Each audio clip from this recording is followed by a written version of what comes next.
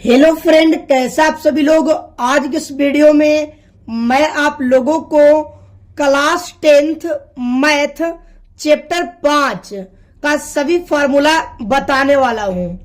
Chapter का नाम है समांतर श्रेणी, जिसको शॉर्ट में एपी कहते हैं और इंग्लिश में अर्थमेटिक्स प्रोग्रेशन कहते हैं। तो आज के वीडियो अगर आप पूरा देख लेते हैं तो आपको 10 नंबर तो पक्का आ ही जाएगा।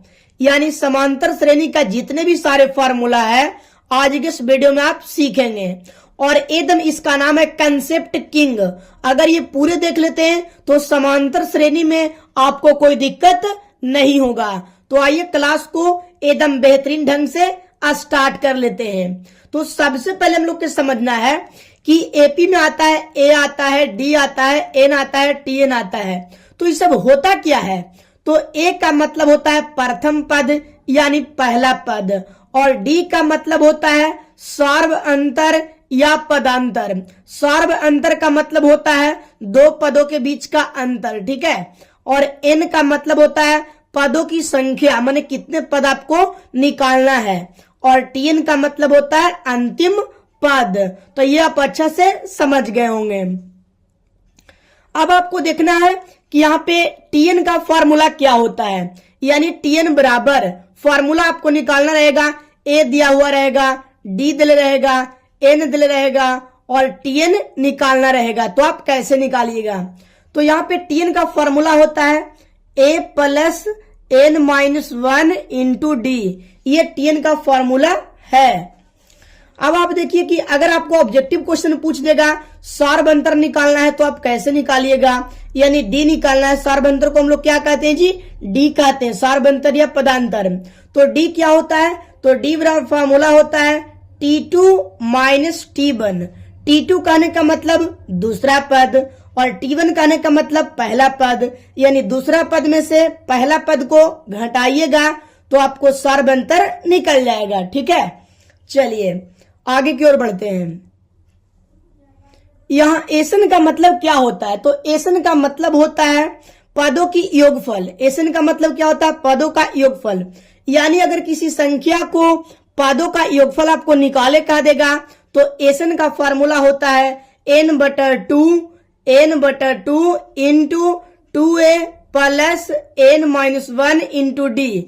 ये एसन का फॉर्मूला होता है। जब भी अगर सवाल आपको दे दिया जाए और एसन निकाले कहेगा यानी पदों की योगफल निकाले कहेगा तो आप ये वाला फार्मूला बैठा दीजिएगा। कभी कभी होता है क्वेश्चन में कि अंतिम पद आपको निकालना कहेगा। तो अगर आपको अंतिम पद निकालना कहेगा यानी निकालना रहेगा तो क्या करिएगा जी? तो एसन बराबर n/2 और a प्लस l, ये वाला फॉर्मूला आप अच्छा से बैठा दीजिएगा। अब यहाँ पे देखिए कि एपी के समांतर माध्य, अगर आपको एपी में समांतर माध्य निकालना हो तो आप क्या करिएगा? तो एपी के समांतर माध्य में फॉर्मूला होता है a प्लस b/2। यानी आपको 2 गो अंक दे देगा। मान ले यहाँ पे आपको दे दिया 5 और दे दिया 6। यहाँ पे आपको समांतर माध्य निकाले कहेगा तो कुछ नहीं करना है, 5 प्लस 6/2। 6 5 हो गया यहाँ पे 11/2, यानी काटिएगा तो 5.5 यहाँ पे आंसर हो गया, ठीक है जी। तो इस तरीके से एपी के समांतर माध्य निकलता है जिसका फॉर्मूला a प्लस v/2 होता है। अब यहाँ पे देखिए कि एपी के पद लिखना हो तो कैसे लिखिएगा? एपी के पद, एपी के 3 पद के लिए होता है alpha minus beta comma alpha और यहाँ पे अल्फा प्लस बीटा। ये एपी का 3 पद अगर आपको निकाले कहेगा तो आप ये वाला होता है।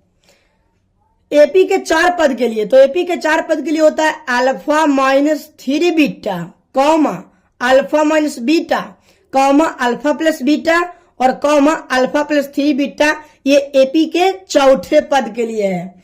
अगर आपको एपी के 5वां पद निकालना है, ठीक है जी, एपी के आपको 5वां पद निकालना है तो कैसे निकालिएगा? देखिए एपी के 5वां पद alpha minus 2 beta comma alpha minus beta comma alpha comma alpha plus beta comma alpha minus 2 beta. तो मुझे आशा है कि आपको वीडियो बहुत अच्छा लगा होगा। चैनल पर पहली बार है तो चैनल को सब्सक्राइब जरूर कर दीजिएगा। वीडियो पसंद आया तो वीडियो को लाइक एंड चैनल को सब्सक्राइब जरूर करिएगा।